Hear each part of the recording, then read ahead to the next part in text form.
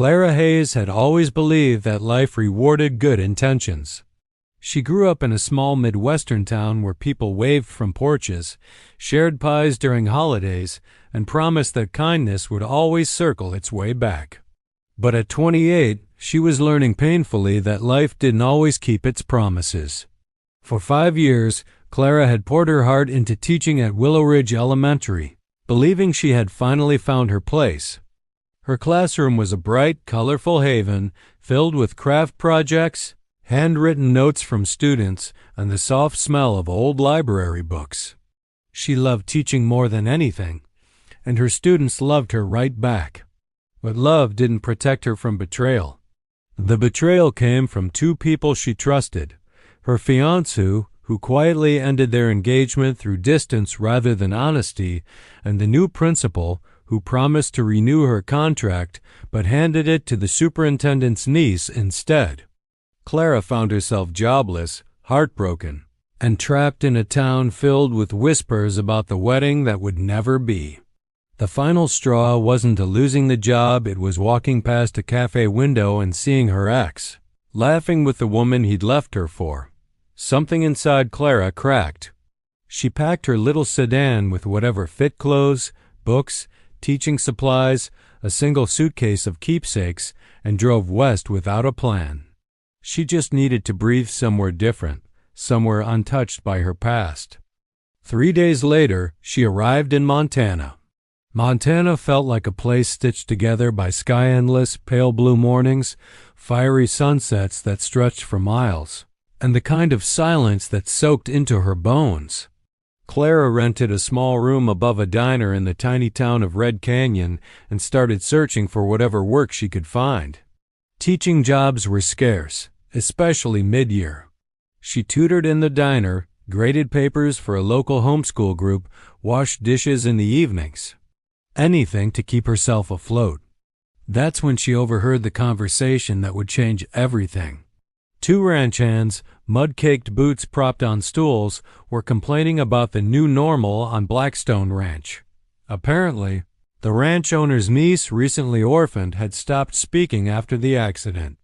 She needed a tutor, someone patient enough to reach her. The ranch had posted the job for weeks, but no one wanted to live that far out in the wilderness.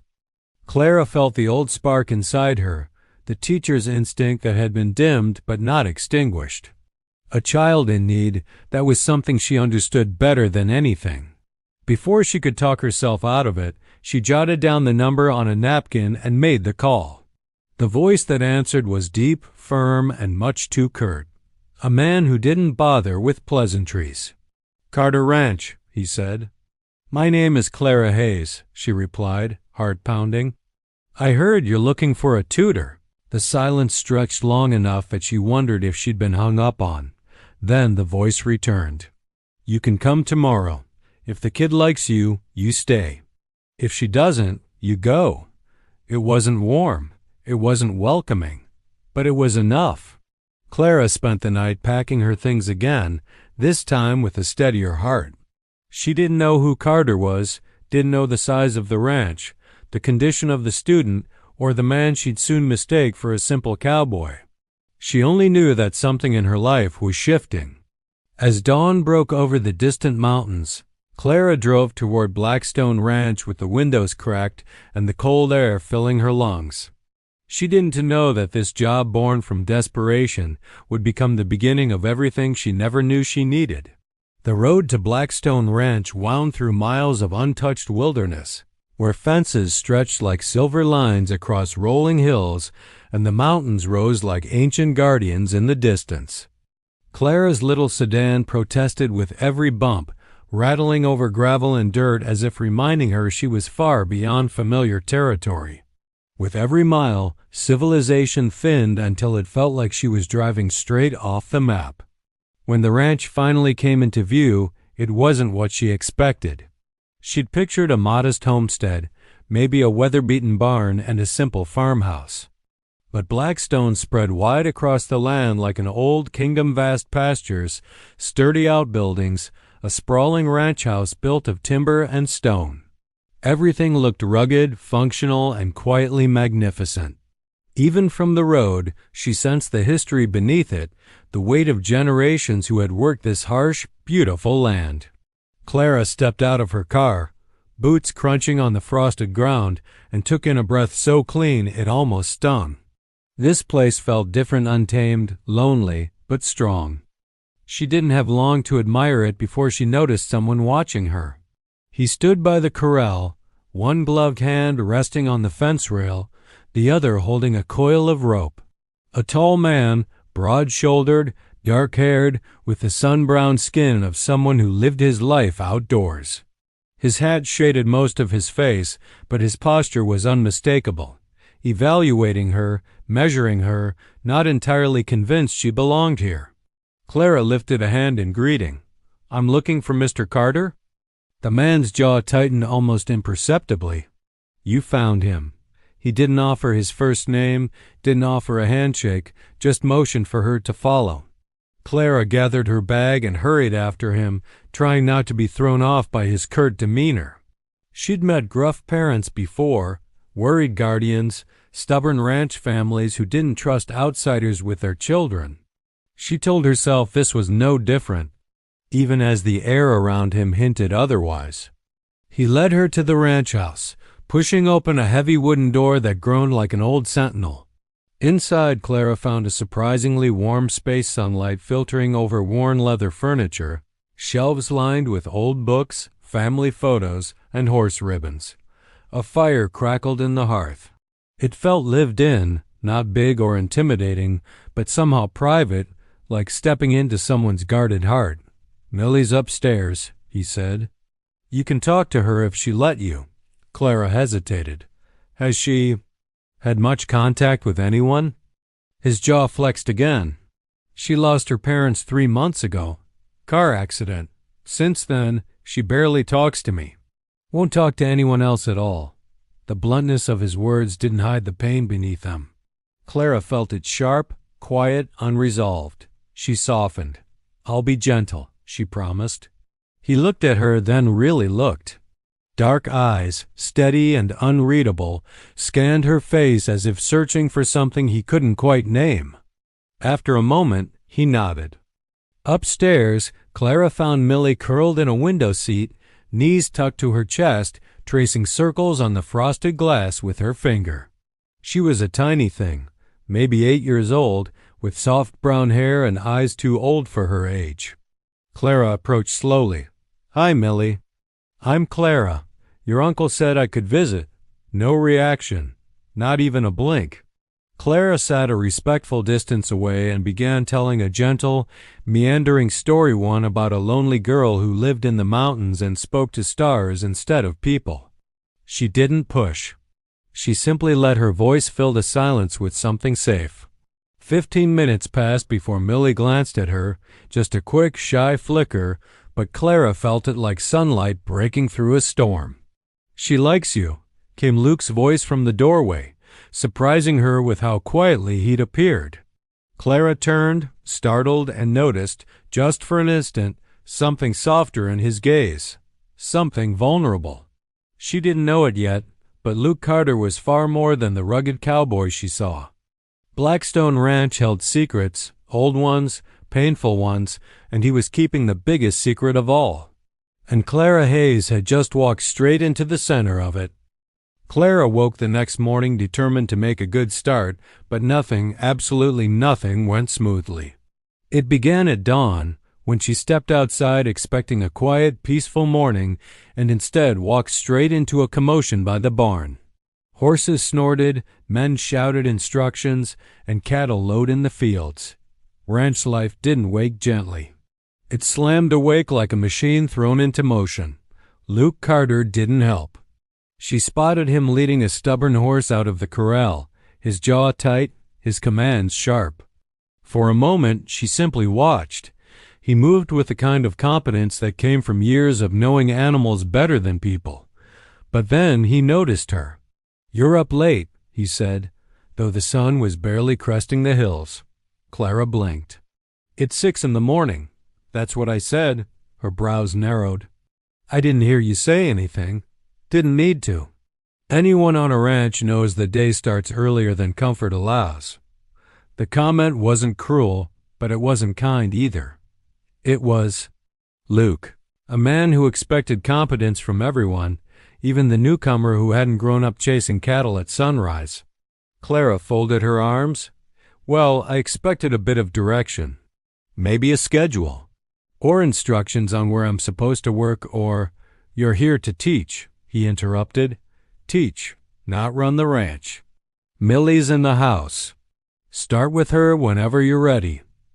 Then he walked away, leaving Clara staring at his retreating back, half irritated, half bewildered. She had dealt with grumpy parents and stubborn kids, but Luke Carter was a new species of difficult, quiet, brooding, guarded, and apparently allergic to basic conversation. Her next challenge came in the form of Millie. The girl sat at the kitchen table, her cereal untouched, a worn stuffed rabbit clutched in her lap. Clara approached with a gentle smile. "Good morning, sweetheart. Ready for our lesson?" Millie didn't look up, didn't answer, didn't blink. Clara pulled out her tool's soft-voiced stories, gentle drawings, colorful flashcards, but Millie remained a small, silent island. Clara kept her patience, but frustration pricked at her heart. She wasn't disappointed in Millie, never. Trauma did that to a child. She was disappointed in herself. Maybe she wasn't reaching her. Maybe Luke had been right to doubt her. During a break, Clara stepped onto the porch to breathe. Luke was repairing a fence post nearby, his hat tipped low. "How's it going?" he called, not looking up. Clara crossed her arms. "Difficult, which is normal. But it would be easier if her uncle didn't stare at me like I'm wasting his time." That got his attention. His head lifted, eyes sharp. "I'm not staring. I'm making sure you're doing the job you said you could do." "That's staring, Luke." He muttered something under his breath and returned to the fence, hammer striking wood with unnecessary force. Clara sighed.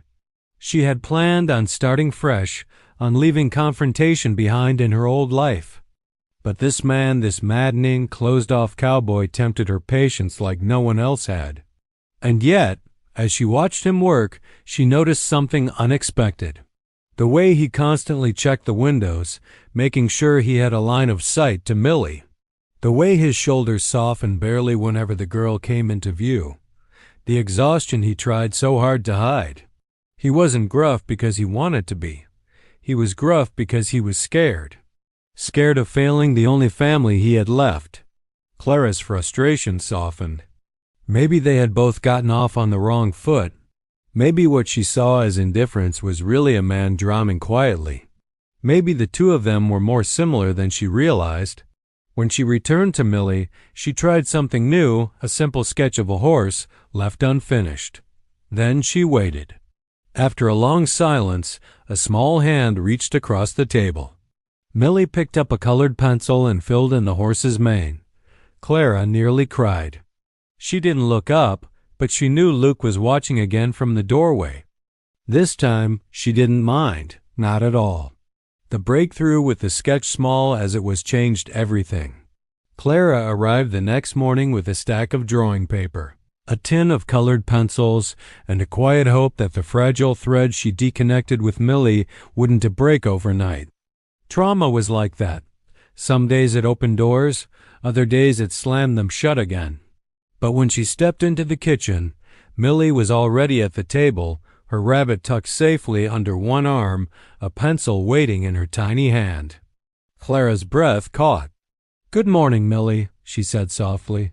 For a long moment, the girl stared, unmoving, unreadable. Then barely, she nodded. Clara pretended she hadn't seen the miracle. Pretended her heart wasn't leaping like a startled deer. Instead, she set her bag down and joined Millie at the table. "Would you like to help me finish the story we started yesterday?" Another small nod. But this time Millie's eyes held expectation, a quiet yearning Clara didn't dare disturb. Together, they worked on the story of the mountain girl who spoke to the stars. Clara drew while she spoke, narrating gently, leaving spaces for Millie to respond in her own way. Whenever she paused, Millie reached for a pencil, sometimes filling in the details, sometimes adding tiny stars, sometimes simply tracing the outlines with careful fingers. Progress. Real, fragile, precious progress. From the doorway, Clara felt Luke's presence long before she saw him. The man moved as silently as a shadow, yet somehow he always radiated a quiet intensity that wrapped around any room he entered. He leaned against the frame, arms folded, pretending he wasn't staring, but he was. His face softened in ways Clara hadn't seen before, almost boyish for a split second, before hardening again into his usual mask. She kept working, giving him space to observe. She sensed he needed to see that Millie could still reach for someone after so much loss. When Millie finished coloring a little star, Clara started a new drawing. A simple horse, chestnut brown, running across a mountain ridge. "Do you like horses?" she asked. Millie's fingertip hovered over the page. Then she pointed to the horse's tail. Clara drew it long and flowing. Millie pointed again, this time to the hooves. Clara shaded them darker. Point by point, they finished the drawing together. And then something astonishing happened. Millie pushed the paper toward Clara and whispered, barely audible, "Hers." Clara froze. Luke straightened so fast he nearly knocked his shoulder into the doorframe. "What did you say, sweetheart?" Clara whispered, not wanting to startle her. Millie tapped the paper again. "Her. Horse." Her voice was fragile, thin as a breath, but it was a voice. A word. A bridge coming back to life after months of silence. Clara's heart squeezed tight. She reached out and covered Millie's hand with her own, giving it the gentlest squeeze. "That's a wonderful name," she said softly. "Her horse. We'll finish her story together." Behind them, Luke inhaled sharply, a sound between relief and disbelief.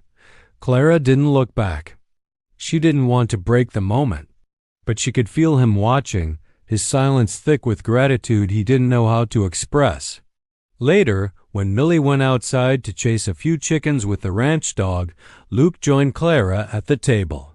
He picked up the drawing, fingers brushing the paper like it was something sacred. "What you did?" He cleared his throat, eyes fixed on the sketch. "I haven't heard her talk since the accident." Clara smiled gently. "It wasn't me." She reached out. "I just held the door open." Luke looked up, and for the first time, she saw the full force of emotion in his eyes: fear, hope, grief, relief. A complicated man wrapped in quiet storms.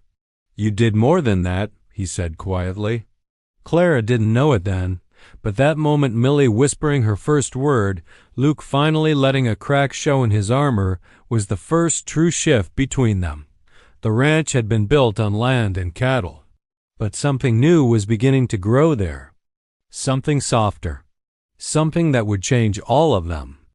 Life on Blackstone Ranch settled into a rhythm different from anything Clara had ever known, yet strangely grounding. Days moved with the sun, carried by the steady pulse of hard work, quiet meals, and Millie's slowly returning spark. Clara found herself falling into the routine with a sense of purpose she hadn't felt in months. But every day also brought with it the unavoidable presence of Luke Carter. It wasn't that he tried to be around her. If anything, he tried very hard not to be. He worked from dawn until long after dusk, fixing fences, tending horses, checking calves, managing ranch hands. Yet somehow, he always ended up crossing paths with her, in the barn, in the yard, on the porch. And every time their eyes met, something flickered, quick, sharp, unspoken. Not warmth, not attraction. Not yet, but an awareness neither could ignore. One afternoon, Clara decided to take Millie outside for a nature lesson. The sun was warm, the wind soft, and Millie seemed brighter than usual, almost excited. They walked toward a grove of old cottonwoods near the creek, collecting leaves and stones, Clara speaking softly, Millie listening with half-curious eyes. Clara didn't realize they weren't alone until she heard hooves. Luke approached on horseback, guiding a spirited bay mare with practiced ease. Dust kicked around him like a halo. He slowed when he spotted them, but the horse jerked sideways, unsettled by something. Instinctively, Clara reached out and grabbed Millie's shoulders, pulling her close. Luke reined the horse in with one strong tug. "Easy, girl, easy." His voice dipped low, calm, steady like the earth itself was listening. When the mare settled, his gaze snapped to Clara. "You all right?" he asked, but the question wasn't about her. He was looking at Millie. "We're fine," Clara assured gently. Just startled. Only then did Luke's shoulders relax. He dismounted in one smooth motion, no hesitation, no wasted movement, and walked toward them with the horse's reins in hand. "Didn't mean to spook her," he said. Clara shrugged. "It happens." His eyes softened at that, the faintest hint of something like appreciation passing through them. He crouched so he was eye level with Millie. "You okay, kiddo?" Millie nodded, small but sure. Luke's breath caught the tiniest sound, barely audible. Clara heard it anyway. He stood again, brushing dust from his hands. "I was headed to the creek to check the water line. You two should be careful. Some of the ground's softer from last week's rain." Clara lifted her chin. "We'll manage, Luke. I can tell a muddy bank from a solid one." His eyebrow arched. "You sure?" "Yes," she said firmly. A corner of his mouth twitched. Not quite a smile, but close. "All right then, teacher." He turned to walk away, leading the horse. Clara felt the heat rise in her cheeks, and it annoyed her. Why should that small tease make her pulse jump? But the moment of fluster quickly turned to something else. "Luke," she called. He stopped and looked back. "Do you want to join the lesson?" she asked, surprising even herself. Luke blinked, caught off guard. "I'm not exactly classroom material," Clara grinned. "It's not a classroom. It's a creek study." Millie tugged at his sleeve then, a tiny hesitant pull. Luke froze. Millie rarely initiated contact. Something inside him shifted. Clara could see it as clearly as the mountains behind him. He cleared his throat, rubbed his jaw, and nodded. "All right, for a bit." The three of them walked to the creek together. Luke pointed out tracks deer, foxes, once even a bold raccoon. Clara listened with genuine curiosity, and Millie watched both adults with wide, absorbing eyes. When Clara slipped on a wet rock, Luke's hand shot out instantly, catching her elbow. "You okay?" he asked, voice low, warm in a way that startled her. "I'm fine," she breathed. But the way his hand lingered, the way his fingers tightened just slightly before releasing, it felt like a spark, small, flickering, but real. Later, as the sun dipped behind the hills, Clara found herself replaying the feeling of Luke's steady grip, the warmth of his gaze, the rare softness in his voice. She didn't want to admit it, not to herself, not to anyone, but something was beginning between them. Something neither of them knew how to name, and something neither was ready to face. Clara had been at Blackstone Ranch for almost a month when the whispers started. Not from Luke, not from Millie, but from the ranch hands, the delivery drivers, the feed store clerk in town, the people who looked at Luke Carter with something Clara couldn't quite name. It started innocently enough. On a windy afternoon, Clara was in the barn organizing lesson supplies while Millie sat nearby sketching a row of horses. A couple of ranch hands walked in, laughing and dusting hay off their boots, unaware Clara was behind a stack of feed bags. "Boss is headed into town later," one said. "Hope he takes the truck this time, not that fancy thing." The other snorted. "The man could buy 10 more if it gets a scratch." That old cowboy routine fools no one. Old cowboy routine? Clara frowned. Luke didn't own anything fancy. His truck was a decade old. His boots were worn. He lived simply, worked brutally hard. There was nothing flashy about him. So what were they talking about? Before she could step out and ask, the ranch hands left again, still muttering something about Carter money and lying low. Clara spent the rest of the afternoon trying to ignore the itch of curiosity, but it clung to her skin like dust. That evening, she brought Millie to the main house for dinner. Luke was late, which wasn't unusual, but when he finally walked in, Clara noticed something different. His hair was still damp as if he'd showered in a hurry. He wore a clean button-up instead of his usual work shirt. He tried to hide it, but there was a tension about him, shoulders tight, expression unreadable. "Everything okay?" Clara asked lightly. Luke paused. Why wouldn't it be? His tone was neutral, but guarded. She let it go, until his phone rang. Luke excused himself and stepped outside onto the porch. Clara didn't mean to overhear, truly she didn't, but his voice was sharp, cutting through the quiet. "No, I told you I'm not coming back to Denver. I don't care what the board says. They can manage without me." "Denver? Board?" Clara's jaw tensed.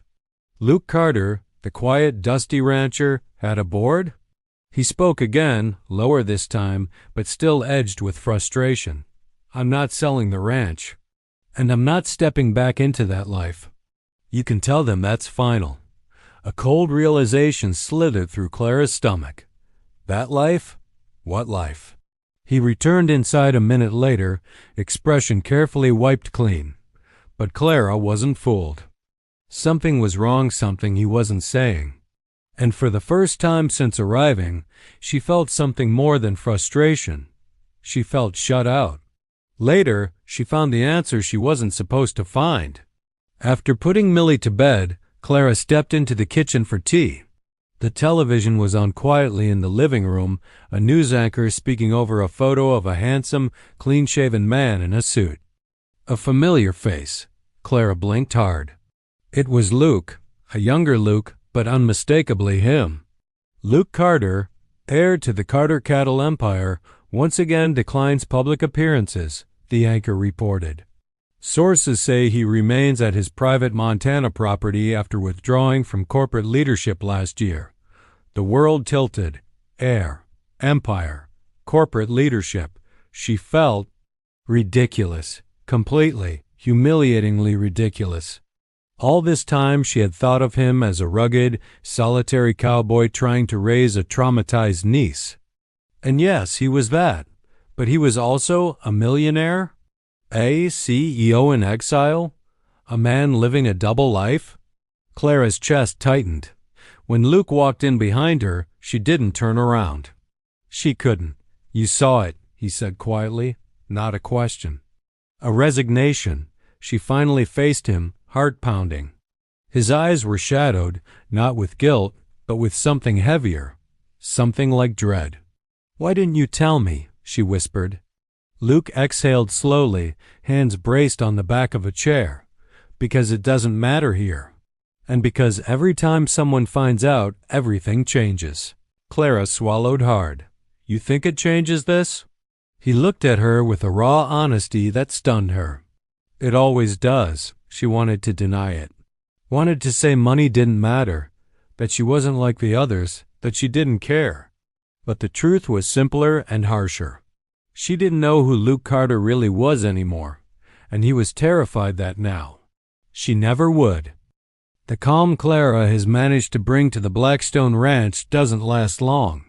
Just as the ranch feels like a sanctuary quiet mornings, Millie slowly finding her voice again, and Luke beginning to smile more easily, old ghosts come riding in unannounced, rattling the fragile peace Clara helped build.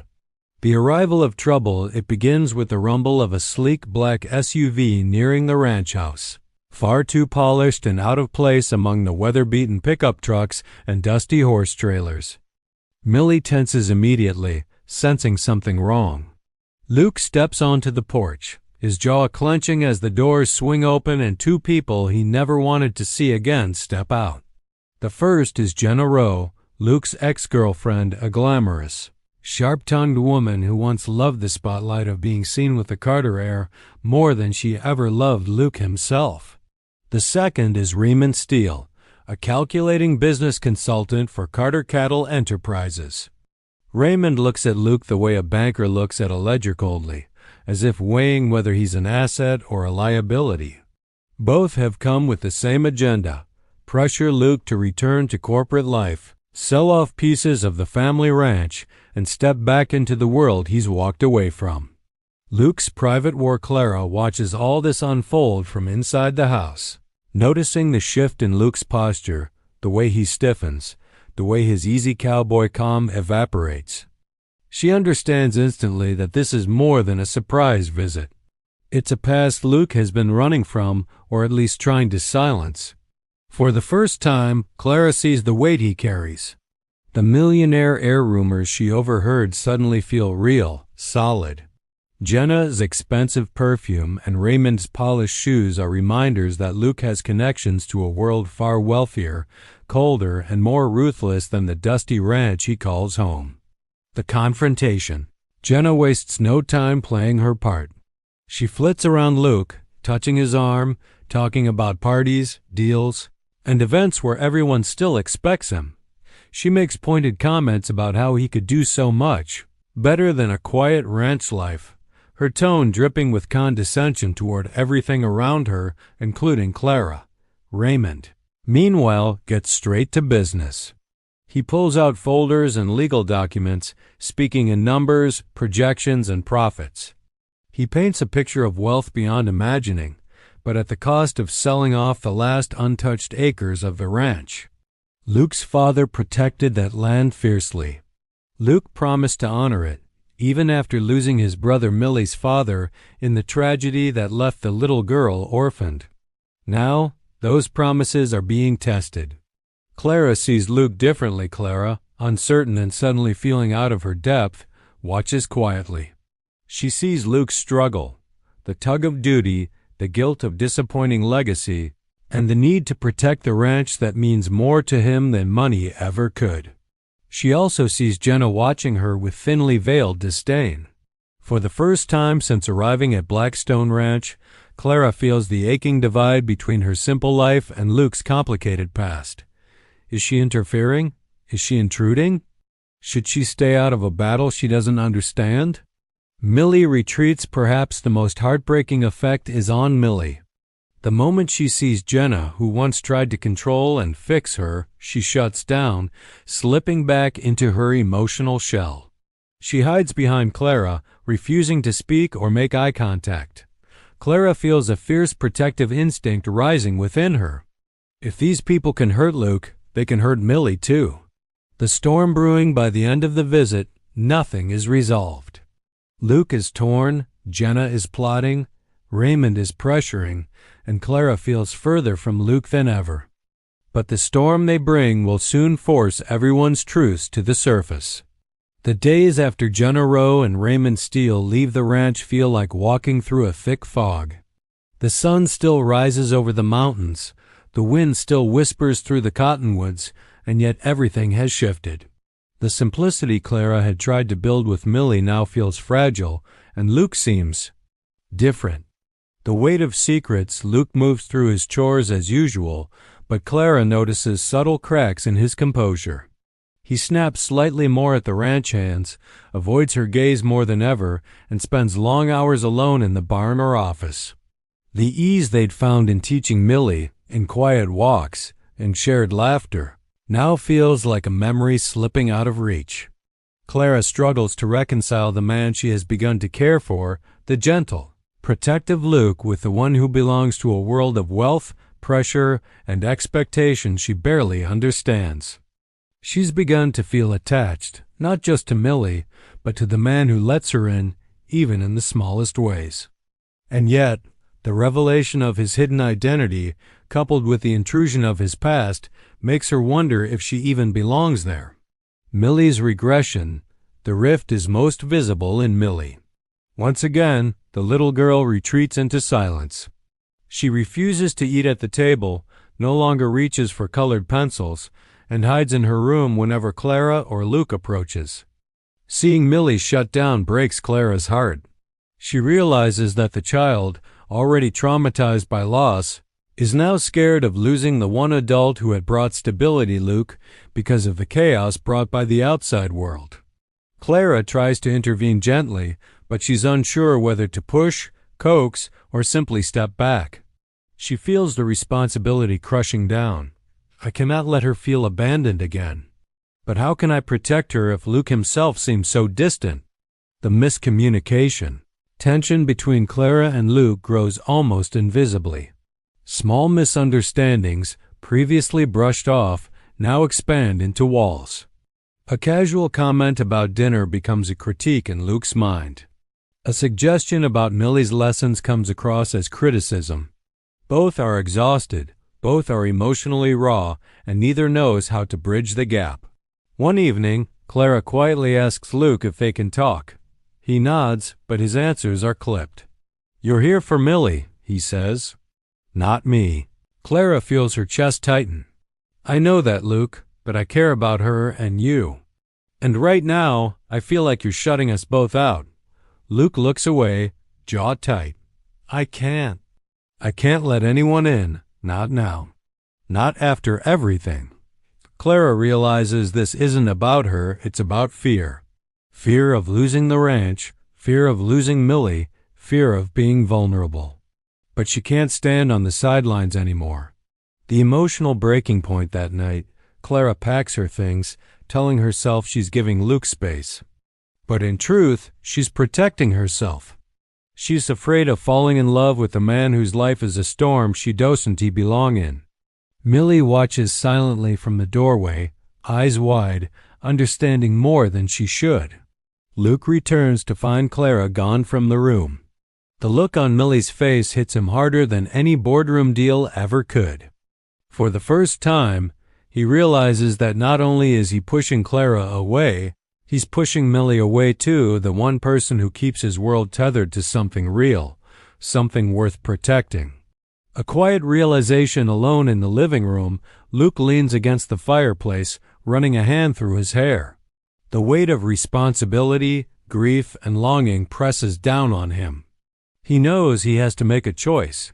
Continue hiding behind his past and wealth, or risk everything, his pride, his heart, even his empire, to protect what matters most. And somewhere in the night, Clara's absence is a stark reminder. Hearts aren't just about love, they're about courage. And Luke will have to summon all the courage he has, or risk losing the two most important people in his life. Winter came to Montana with a kind of quiet ferocity that Clara had never experienced. Snow fell in thick sheets, blanketing the ranch and mountains in white, muting all sound except the crunch of boots on frozen ground and the howl of wind. Clara had planned to visit town for supplies, but the storm had worsened faster than expected, and she found herself stranded on the winding road leading back to Blackstone Ranch. The isolation. Her little sedan struggled through the snow, tires skidding over ice patches. Panic prickled at the edges of her mind. She hadn't driven in a storm this fierce before, and the cold was seeping into the car, numbing her fingers despite her gloves. Her phone had barely a signal, and each passing minute increased the sense of helplessness. It was in that moment of true vulnerability that she realized how much she had come to rely on the ranch and on Luke. The idea of facing the storm alone, miles from help, ignited a mix of fear and longing that she couldn't deny. Luke's hunt. Meanwhile, at the ranch, Luke had noticed Clara hadn't returned. He had already been on edge after their recent rift, the cold silence between them weighing heavier than the mountain snow. When the snowstorm intensified, he instinctively grabbed his coat, hat, and his old pickup, setting out to find her. Riding through the blizzard, he remembered all the reasons he had avoided closeness, his wealth, his past, the corporate world he'd left behind, but none of those fears mattered now. Clara was out there. Millie's safety and happiness depended on her, and he refused to let anything happen to her, or to the woman who had managed to unlock a part of his heart he thought was permanently frozen. The confrontation with fear, hours later, Clara's car hit a hidden patch of ice, sending it spinning into a snowbank. The vehicle jolted and came to a harsh stop. She sat, heart hammering, shivering, realizing she couldn't move it herself. Tears stung her eyes not from the cold, but from fear and frustration. Then she heard the distant rumble of a truck engine and the crunch of tires through thick snow. Luke. He jumped out of the vehicle, arms strong and steady, helping her out of the car. He wrapped his coat around her, pressing her close to shield her from the wind, and the heat from his body was both startling and comforting. "You're going to be okay," he said, his voice low but firm. "I've got you." Clara wanted to protest, to tell him she could handle herself, but the words stuck in her throat. For the first time, she allowed herself to feel the raw reality of her own dependency, not as weakness, but as trust. The confession once back at the ranch, with the storm raging outside, Luke finally let the weight of his secret fall into the open. He told Clara why he had hidden his wealth, why he kept the ranch as his sanctuary, and why he feared losing the people he cared about most. "I didn't want you to see me as anything other than me," he admitted. "I wanted you to like me for who I am here, not for what I have." Clara listened, heart pounding, realizing how much fear and pride he had carried alone. And when he looked at her, really looked, she saw the vulnerability he'd buried beneath layers of self-protection. "I don't care about the money, Luke," she whispered. "I care about you and Millie." "That's enough." A tense pause followed, broken only by the storm outside. Then, slowly, Luke closed the distance between them, taking her hands in his. No grand declarations, no dramatic gestures, just the steady, undeniable truth that they were both finally allowing themselves to be seen. A family reclaimed, the storm continued through the night, but inside the ranch house, warmth returned, not just from the fire, but from the bond that had endured distance, silence, and fear. Millie curled up beside them, feeling safe again, and Clara leaned against Luke, understanding that this night marked a turning point. They had faced the storm, literally and figuratively, and had emerged stronger. Truth, trust, and vulnerability had bridged the rift, leaving space for love to grow, for healing to begin, and for the small but unbreakable family they were becoming. The snow had melted, leaving the Montana mountains bright and glistening under a crisp spring sun.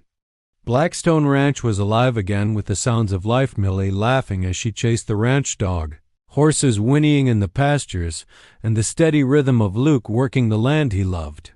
But the greatest change was quieter, subtler. The family that had formed, unplanned but undeniable. Clara sat on the porch with a cup of steaming tea, watching Luke show Millie how to saddle a horse properly. The little girl's face was radiant, her hands confident as she followed his instructions. Clara's heart swelled. She had been part of this miracle, but she also understood it had taken Luke's presence, patience, and willingness to love again to make it real. Luke noticed her watching and gave her a small, private smile, a smile that carried all the unspoken words they had shared over the past months. The tension, the misunderstandings, the secrets, they had survived all of it. And now, in this quiet golden moment, the pieces fit together. Millie ran up, breathless and triumphant, holding a small bundle of wildflowers. "For you, Clara," she announced, handing them to her teacher. Her eyes sparkled with mischief and joy, unburdened by grief for the first time in months. Clara took the flowers, feeling their fragility and beauty, much like the bond she now shared with this little girl. She knelt down, brushing Millie's hair from her face. "Thank you, sweetheart." "They're perfect." Luke joined them, standing tall but relaxed, the kind of calm he hadn't allowed himself in the presence of outsiders. He crouched to Millie's level and ruffled her hair gently. "Looks like you've got good taste," he said, voice low, teasing. Millie laughed, a sound that rang like bells in the open air. Clara watched them, feeling an unfamiliar warmth in her chest. This was what home felt like: trust, safety, love. Not the perfect, polished life she had once dreamed of, but something far richer and more real. Later, as the sun dipped behind the mountains, painting the sky in shades of pink and gold, Luke walked Clara back to the porch. He took her hands in his, fingers entwining naturally like they had done countless times in moments of quiet connection. "You're staying," he said, his voice steady, his gaze unflinching. "Not because I have to ask, but because I want you here with me, with Millie. We're family now." Clara smiled, the tension she had carried for months finally dissolving. "I'm staying," she said softly. "With you?" "With both of you." They embraced, a long, easy hug that carried everything unspoken trust, love, hope, and the quiet understanding that life had finally granted them a second chance. Millie clapped her hands, delighted, and ran off to fetch Ranger, the chestnut horse, for another adventure. Clara laughed, following her, while Luke stayed on the porch for a moment, looking out over the ranch. He felt a sense of peace he hadn't known in years. The land, the horses, the little girl, and now Clara were enough. More than enough.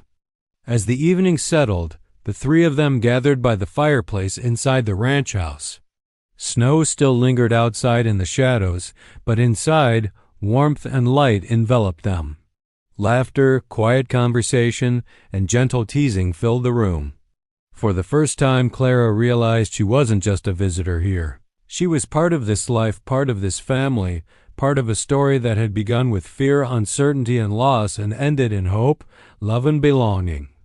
Blackstone Ranch, once a place of isolation and quiet grief, had become a home. And in that home, they had built something unbreakable. A family forged not by blood alone, but by trust, courage, and love. The mountains loomed beyond, eternal and steadfast, as if blessing this new beginning. And for Clara, Luke, and Millie, the future finally felt wide open, bright, warm, and theirs to share.